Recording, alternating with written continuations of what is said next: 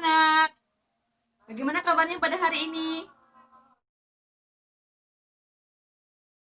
Baiklah, hari ini kita akan belajar tentang sejarah. Jadi, kita akan membahas tentang peninggalan pada masa Islam. Nah, kita akan lebih mendalam membahas tentang peninggalan Kerajaan Demak. Sebelum kita membahas tentang apa saja peninggalan dari Kerajaan Demak ini, terlebih dahulu Ibu akan menjelaskan tentang Kerajaan Demaknya itu sendiri. Jadi, Kerajaan Demak seperti yang kita ketahui itu merupakan kerajaan Islam pertama di Pulau Jawa. Jadi, kerajaan Demak ini memiliki wilayah yang cukup luas. Nah, bisa dikatakan bahwa kerajaan Demak ini memiliki wilayah yang cukup besar. Nah, itu dari sepeninggalan dari kerajaan Majapahit dan kerajaan Singasari.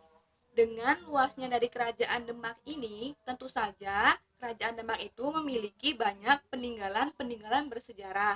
Nah, salah satunya yang sudah Ibu bawa sekarang yaitu miniaturnya, yaitu adalah pintu beldek. Jadi, pintu beldek ini dahulu merupakan pintu utama dari Masjid Demak. Nah, jadi seperti inilah bentuk dari pintu tersebut. Nah, dari namanya saja itu sudah terdengar sangat unik, yaitu beldek. Kalau diartikan dalam bahasa Indonesia, beldek itu artinya petir. Jadi anak-anak, eh, ada sejarah dan kisah unik dari adanya pintu beldek ini. Jadi pintu beldek ini sekarang itu tidak lagi digunakan, namun sekarang pintu ini jadi dalam tinggal bagian seperti ini saja, dan itu disimpan dalam penyimpanan di Masjid Agung Demak. Jadi pintu ini sekarang tidak lagi digunakan, dan banyak cerita dan bumbu sejarah mengenai peninggalan Demak satu ini. Jadi dari pintu ini itu banyak sekali cerita-cerita yang sangat unik yang dapat kita ketahui. Nah, sekarang kita akan masuk ke cerita dari pintu beldek ini. Nah, pintu beldek ini itu memiliki legenda dan kisah yang sangat melekat di masyarakat sekitar. Jadi diceritakan dahulu itu ada seseorang yang bernama Ki Ageng Selo. Nah, jadi Ki Ageng Selo ini itu pergi bekerja ke tengah sawah. Jadi sawahnya itu sangat luas dan eh, memiliki hantaran yang sangat besar. Nah, jadi ketika Ki Ageng Selo ini sedang bekerja, nah dengan cuaca yang tadinya itu sangat cerah, kemudian itu tiba-tiba mendung. Keadaannya itu menjadi gelap gulita dan hujan yang sangat lebat. Kemudian Ki Ageng Selo ini bergumam seperti ini, sawah iki kemendungan. Nah, Ki Ageng Selo mengatakan demikian karena jadi ada bagian dari sawah yang sedang dibajak tadi itu ada yang tidak terkena hujan. Sehingga Ki Ageng Selo ini memutuskan untuk melanjutkan pekerjaannya ke bagian sawah yang tidak terkena hujan tadi. Nah, namun ketika Ki Ageng Selo ini pindah ke tempat sawah yang tidak terkena hujan, kemudian tiba-tiba hujan tadi itu berpindah lagi ke tempat di mana Ki Ageng Selo ini sedang bekerja. Nah, jadi seolah-olah petir dan hujan tadi itu mengikuti ke arah kemana Ki Ageng Selo ini bekerja. Nah, kemudian setelah petir dan hujan itu seperti mengikuti Ki Ageng Selo, Ki Ageng Selo ini pun bertempur dengan petir yang itu terus seperti mengancam dan menyambar ke bagian kepala dari Ki Ageng Selo. Nah, kemudian dengan posisi badan yang berdiri tegak, jadi Ki Ageng Selo ini itu mengacungkan tangannya ke arah beldek. Nah, ke beldek atau petir tadi. Setelah itu, petir itu pun mengamuk dan menyambar Ki Ageng Selo.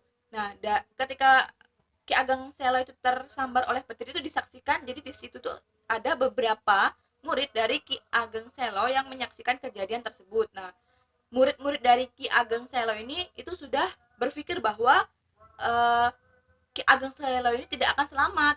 Jadi mereka tuh berpikir bahwa ya karena tersambar petir itu tidak mungkin itu Ki Ageng Selo itu akan selamat. Namun mereka tuh terbelalak dan kaget ketika melihat Ki Ageng Selo ini tidak terluka sama sekali. Jadi setelah tersambar petir itu Ki Ageng Selo ini tidak terluka sama sekali, dan bahkan Ki Ageng Selo ini tuh berdiri itu mengangkat sesuatu yang sangat besar dengan itu damen. Damen itu merupakan gagang dari padi kering. Nah, peristiwa tersebut itulah itu yang nantinya itu menghasilkan pintu beledek ini. Nah, jadi pintu beledek ini tuh tercipta dari peristiwa tersebut. Nah, peristiwa tersebut itu tentu saja itu dengan cepat itu tersebar ke kerajaan Demak dan didengar oleh raja. Kemudian setelah itu Ki Ageng Selo pun itu dipanggil dengan membawa pintu beledeknya tadi tersebut, dan langsung disarankan pintu ini tuh dijadikan sebagai pintu utama dari Masjid Demak. Nah, jadi pintu ini yang dijadikan sebagai pintu utama dari Masjid Demak. Bentuknya itu seperti, kalau dilihat seperti pintu biasa, namun terdapat ukiran pada bagian depannya seperti ini. Nah, bisa anak-anak lihat, jadi seperti ini bentuknya. Memiliki pegangan yang berwarna emas dan dengan ukiran seperti ini. Nah, ada beberapa macam, masih ada satu lagi itu yang warna dari bagian depannya ini semuanya itu berwarna emas, namun dengan ukiran yang sama seperti ini. Nah, jadi setelah beberapa lama itu raja itu memanggil pelukis, nah, untuk melukis bagian depan dari pintu beledek ini. Nah, kita lihat.